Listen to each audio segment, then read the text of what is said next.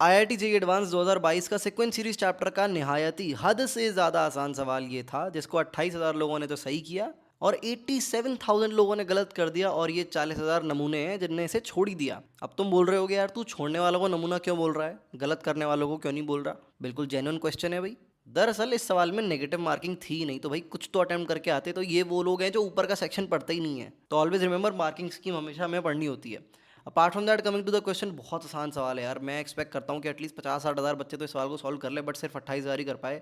अभी तुम, मैं जो फील कर रहा हूँ तुम खुद फील कर पाओगे जब सॉल्यूशन तुम देखोगे। ऐसे नहीं हवा में मैं बोल रहा हूँ कि मेरे लिए आसान है कि मैंने तो बहुत सवाल सॉल्व कर रखे हैं। नहीं नहीं, एक्चुअली में आसान है। ऑलराइट, तो वीडियो को पॉज करो। सवाल तुम्हारी स्क्रीन के सामने मैंने फ्लैश कर दिया। और आई नो लैंग्वेज देखने में थोड़ी टफ सी है, देखने में एट फर्स्ट ग्लांस अजीब लग रहा है, बट लिखो, एक्सप्रेशन लिखो जो वो कहना चाह रहा है। इक्वेशन बनेगी, काटा पीटी होगी, तुम फॉर श्योर सॉल्व कर पाओगे। तुम्हें सॉल्यूशन देखने की जरूरत ही नहीं पड़ेगी।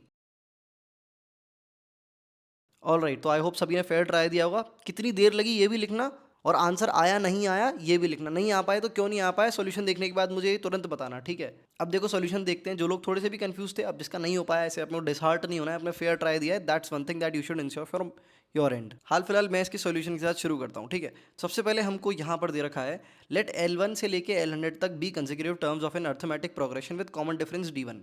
तो ये हमारी एक एपी है जिसका कॉमन डिफरेंस D1 है। उसके बाद दे रखा है ये एक और एपी है जिसका कॉमन डिफरेंस D2 है। कॉमन डिफरेंस में एक रिलेशन दे रखा है दैट सेज कि D1 D2 की वैल्यू आपकी 10 के बराबर है। अब सवाल वाले को कुछ मिल नहीं रहा था ढंग का बनाने के लिए, तो उसने अननेसरली गेम में रेक्टेंगल को इंक्लूड कर दिया, बट फालतू में दे रखा है, कोई इसका ऐसा यूज नहीं है। ऑलराइट, तो यहाँ पर हमसे क्या रखा है, let RI be a rectangle with length LI। तो रेक्टेंगल है जिसकी लेंथ तो है एक एपी का आइथ टर्म, और उसकी जो विड्थ है वो एक एपी का आइथ टर्म है, दूसरी एपी का आइथ टर्म। और जो एरिया है वो हमारा अगेन ये LI इंटू WI के बराबर हो जाएगा। अभी तुम क्लियरली देख पा रहे होगे। तो ये उस रेक्टेंगल का एरिया है। अपार्ट फ्रॉम दैट उसने एक इन्फॉर्मेशन दी कि ये आपका पूरा 1000 के बराबर है, तो आपको इसकी वैल्यू निकालनी है। निहायती निहायती आसान सवाल है, सीधे एक क्वेश्चन लिख के काम हो जाएगा। मजाक, मतलब मजाक नहीं कर रहा हूँ, कि तुम खुद समझ जाओगे। देखो चलो, ये मैं लिखता हूँ, ये एरिया है। एरिया का एक्सप्रेशन क्या हो जाएगा भाई, L51 मल्टीप्लाइड बाय W51, है ना। एरिया तो यही हो जाएगा ना, LI into WI, length into breadth. और ये वाला 50 वाले के लिए हो जाएगा L50 मल्टीप्लाइड बाय W50। अब भाई अपने को बस एक चीज़ पता होनी चाहिए, जो सबसे पहली चीज़ पढ़ाई जाती है एपी में, वही कॉमन डिफरेंस के बाद दूसरा टॉपिक होता है general term of an AP. वही लिखना है अपने को। तो ये हमारा किसके बराबर हो जाएगा, L1 साथ में आ जाएगा हमारे पास N-1D होता है ना, तो टेक्निकली यहाँ पर 50D1 आएगा। और ये जो W51 वाला टर्म है, ये सिमिलरली इस तरह से चेंज हो जाएगा, W1 साथ में आ जाएगा प्लस का 50, इसका कॉमन डिफरेंस D2 है, ध्यान रखना ये हो जाएगा। और इन दोनों टर्म्स को अपन ऐसे एक्सपैंड करके लिख देंगे। ऑलराइट, तो ये देखने में हमारा कुछ एक्सप्रेशन ऐसा आ जाएगा। अब again so many students will think यार ये तो मेस्ड अप सिचुएशन बन गई, ये तो कुछ भी हो रखा है, कुछ भी दे रखा है। कुछ भी नहीं दे रखा है भाई, ये कट पिट के बहुत आसान बनने वाला है। अभी तुम हंसोगे थोड़ी देर में। याद ध्यान रखना, यहाँ पर D1 D2 अपने को दे रखा है, वो यहाँ पर अभी यूज़ आने वाला है। बिकॉज यहाँ से देखो 50 D1 D2 बनेगा एक, अगर तुम यहाँ क्लियरली देखो। सिमिलर, अच्छा नहीं मैंने गलत कर दिया, यहाँ प्रोडक्ट जो है बेसिकली यहाँ हो रहा है, तो 50 का स्क्वायर D1 D2 बनेगा, और यहाँ 49 का स्क्वायर D1 D2 बनेगा नेगेटिव का। तो देख रहे हो D1 D2 तुम्हारा यहाँ कम आएगा। और L1 W1 और L1 WN, एक पॉजिटिव एक नेगेटिव, दोनों कट पिट जाएंगे। तो बहुत सारी चीज़ें काटा पीटी हो रही है यहाँ पे, बहुत क्रॉस कैंसिलेशन हो रही है।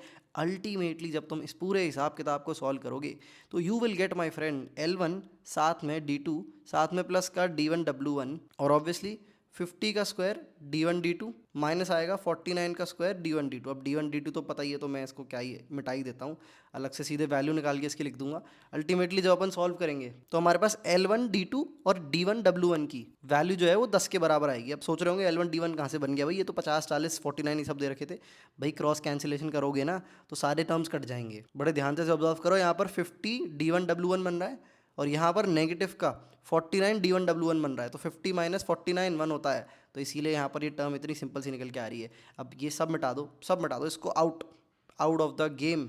सिर्फ इस इन्फॉर्मेशन का यूज़ कर रहा है, इससे पूरा सवाल सॉल्व हो जाएगा। देखो पूछा क्या है उसने, उसने बोला है कि भाई तू वैल्यू कैलकुलेट कर इसकी A100 माइनस A90 की। तो फिर से सेम अपना वही चक्कर भैया चला देते हैं अपन, जो पहली बार पहले अपन ने किया था जनरल टर्म की फॉर्म में लिखने की।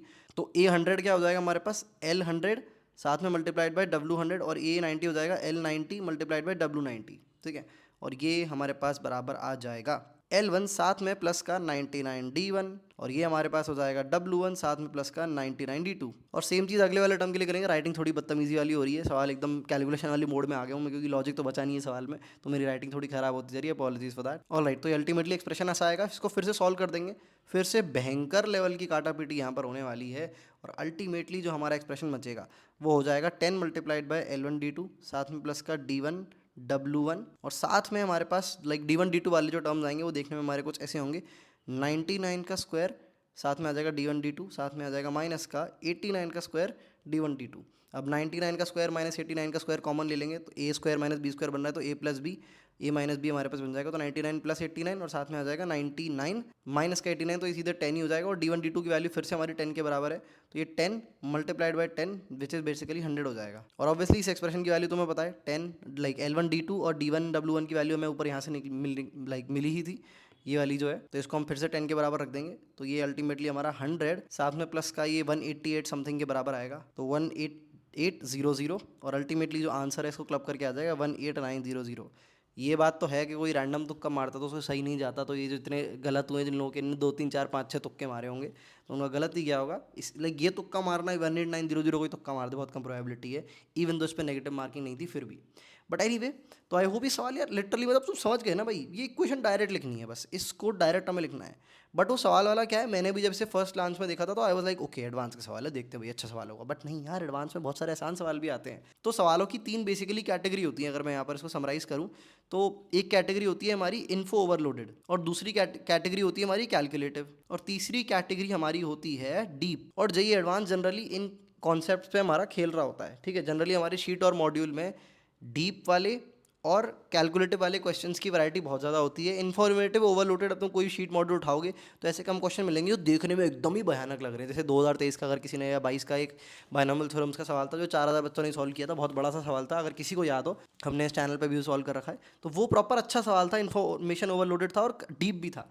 बट ज़्यादातर जो इस कैटेगरी के क्वेश्चन होते हैं इन्फॉर्मेशन ओवरलोडेड के, इसमें से 60% क्वेश्चन ईजी होते हैं। बट बच्चे को आदत ही नहीं होती, उसको लगता है भाई भयंकर कुछ दे रखा है तो आसान लाइक टफ ही होगा, तो इसकी आदत अपने को डालनी चाहिए, ठीक है। तो फॉर द सेम पर्पस हमारा एक प्रोग्राम है भाई, जिसको अपन सेट ऑफ 60 के नाम से जानते हैं। सेट ऑफ 60 का मतलब ये है कि हर चैप्टर के हर यूनिट के ऑलमोस्ट अपन 60 क्वेश्चन सॉल्व कर रहे होंगे, इन टोटल लगभग 400 to 500 क्वेश्चन होंगे, और वो सारे के सारे जेईई एडवांस लेवल के क्वेश्चन होंगे। ऑब्वियसली पीवाईक्यूज नहीं है, वो पीवाईक्यूज तो अपन यहाँ पे यूट्यूब पे सॉल्व कर रहे हैं तो हमें कई जगह पे मिल जाएंगे। बट वो जो क्वेश्चन है वो best of the best question है फ्रॉम द बेस्ट बुक्स, जो हमने हैंड पिक कर करके सेट क्रिएट करा है ना। बेस्ट क्वेश्चन जो एग्जिस्ट करते हैं IIT जेईई की दुनिया में हर चैप्टर के, उनको समराइज करके सेट ऑफ 60 क्रिएट किया है। बिकॉज IIT जेईई की दुनिया में advance level problem solving courses बहुत कम एग्जिस्ट करते हैं, कि अलग से भाई मुझे एडवांस लेवल स्ट्रेंथनिंग करनी है, मुझसे टफ सवाल नहीं बनते, मैं टफ सवाल करते वक्त रुक जाता हूँ, ब्लैंक हो जाता हूँ, या फिर कर रहा होता हूँ बीच में खो जाता हूँ।